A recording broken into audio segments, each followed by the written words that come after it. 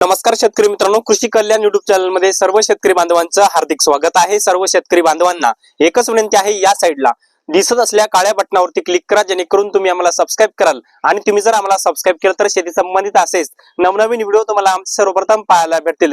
तर मित्रांनो, चला तर व्हिडिओला सुरुवात करूया। तर मित्रांनो, राज्यातील शेतकरी बांधवांसाठी अत्यंत आनंदाची बातमी आहे, कारण की पीएम किसानचा 22वा आणि नमो शेतकरीचा 8वा आणि 9वा म्हणजे हे तिन्ही हप्ते एकत्र शेतकऱ्यांच्या खात्यामध्ये येणार आहेत। आता हे 3 हप्ते एकत्र शेतकऱ्यांच्या खात्यामध्ये कोणत्या तारखेला येणार आहेत, याची तारीख कोणती आहे, याचबरोबर हे 3 हप्ते एकत्र येण्याकरता शेतकऱ्यांना कोणती कामे करायची आहेत, कोणते शेतकरी ह्या हप्त्यासाठी अपात्र केलेत, कोणते शेतकरी पात्र केलेले आहेत, याची यादी कशी बघायची आहे, याचबरोबर या 3 हप्त्याचे एकूण किती रुपये येणार, कारण की सध्या राज्याचा अर्थसंकल्पीय अधिवेशन सुरू आहे आणि अर्थसंकल्पीय अधिवेशनामध्ये नमो शेतकरी अंतर्गत 6,000 रुपयाऐवजी 9,000 रुपये केले जाण्याची शक्यता आहे। तर या संदर्भात थोडक्यात माहिती आणि अपडेट आपण या व्हिडिओच्या माध्यमातून घेण्याचा प्रयत्न करणार आहोत।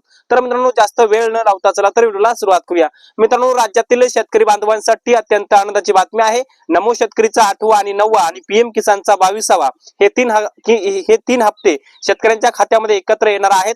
ज्यामध्ये आपण जर पाहायला गेलं तर राज्यातील एकूण 90,41,248 शेतकरी पात्र आहेत आणि या शेतकऱ्यांसाठी जवळपास नमो शेतकरीच्या 8व्या हप्त्यासाठी जवळपास 1850 कोटी रुपयाच्या निधीवरती आरएफटी साइन सुद्धा शासनाच्या माध्यमातून केलेला आहे।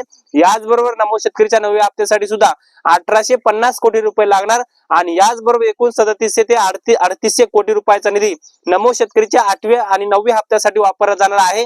याचबरोबर पीएम किसान योजनेच्या 22व्या हप्त्यासाठी देशातील 9.5 कोटी शेतकऱ्यांना 18,000 कोटीचं वितरण केलं जाणार आहे। त्यामुळे महाराष्ट्रामध्ये सुद्धा पीएम किसानचा 22वा हप्ता शेतकऱ्यांना मिळणार आहे।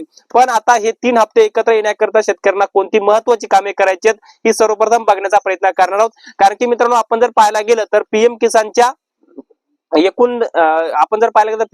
22व्या हप्त्यासाठी एकूण देशभरातील 30 लाख शेतकरी अपात्र केले आहेत आणि आपल्या महाराष्ट्रातील सुद्धा 6 लाखापेक्षा जास्त शेतकरी अपात्र केलेले आहेत। परंतु तुम्हाला पीएम किसान किंवा नमो शेतकरीसाठी तुम्हाला पात्र राहायचं असेल तर तुम्हाला 3 ते 4 कामे करणं अत्यंत गरजेचं आहे। आता जे काही केंद्राच्या माध्यमातून ॲग्रिस्टॅक योजना आणलेली आहे, त्या ॲग्रिस्टॅक योजनेच्या माध्यमातून तुम्हाला फार्मर आयडी काढायचा आहे। आता तुमच्याकडे फार्मर आयडी नसेल तर तुम्हाला हे हप्ते येणार नाहीत, पण तुम्ही ऑलरेडी फार्मर आयडी काढून घेतलेला असेल तर ते तुम्हाला हप्ते येणार आहेत। परंतु लास्ट डेटच्या अगोदर तुम्ही तुमचा फार्मर आयडी काढून घ्या आणि तुमच्याकडे जर फार्मर आयडी नसेल तर तुम्हाला हे हप्ते येणार नाहीत।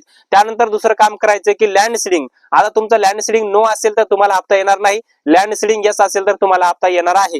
यानंतर तुम्हाला करायची आहे केवायसी। तुमची जर केवायसी केली नसेल तर तुम्हाला हप्ता येणार नाही, केवायसी केलेली असेल तरच तुम्हाला हप्ता येणार आहे। त्यामुळे केवायसी जर केलेली नसेल किंवा केवायसी न दाखवत असेल तर तुम्हाला केवायसी करायची आहे।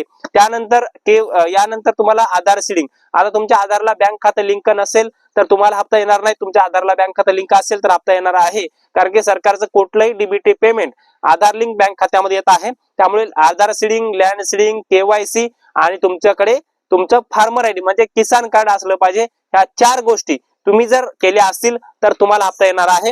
त्यामुळे राज्यातील शेतकऱ्यांसाठी अत्यंत आनंदाची बातमी आहे।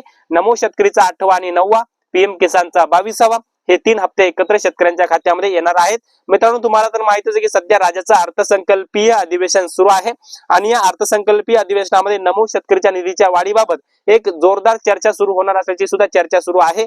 पण आता नमो शेतकरीच्या निधीमध्ये वाढ होणार का? कारण की मुख्यमंत्री देवेंद्र फडणवीस यांनी स्वतः शेतकऱ्यांना आश्वासन दिलं होतं, आम्ही नमो शेतकरी अंतर्गत 6,000 रुपयाऐवजी 9,000 रुपये करणार आणि 2,000 रुपयाच्या हप्त्याऐवजी आम्ही 3,000 रुपयाचा हप्ता करणार असं स्वतः देवेंद्र फडणवीस यांनी सांगितलं आहे।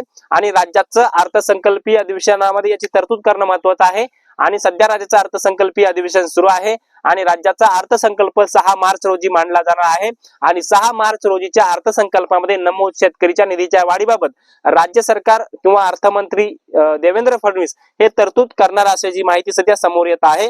आणि असं जर झालं, निधीमध्ये जर वाढ झाली तर नमो शेतकरीचा येणारा जो हप्ता आहे तर तो वाढीव येऊ शकतो। परंतु एवढं कन्फर्म आहे, हप्ता जरी वाढीव जरी नाही आला, जेवढे आहे तेवढे जरी आले तरी पण ते हप्ते कन्फर्म येणार आहेत। 8वा आणि 9वा हप्ता एकत्र येणार आहे आणि पीएम किसान सुद्धा 22वा हप्ता एकत्र येणार आहे। म्हणजे 3 हप्त्याचे 6,000 रुपये कन्फर्म आहेतच, परंतु निधीमध्ये वाढ झाली तर तुम्हाला 3,000 रुपयाचे हप्ते मिळू शकतात। आणि 6 मार्च रोजी याचं तरतूद होणार आहे आणि 7 मार्च रोजी पीएम किसानचा किंवा नमो शेतकरीचा किंवा नमो शेतकरीचे स्पेशली हप्ते वितरण होण्याची शक्यता आहे. तर मित्रांनो, याबद्दल तुम्हाला काय वाटतंय कमेंट्स मध्ये नक्की कळवा.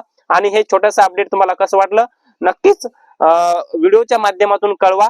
तर मित्रांनो, या माहितीसह मी तुर्तास इथेच थांबतो. तोपर्यंत आपल्या सर्वांचे मनापासून धन्यवाद.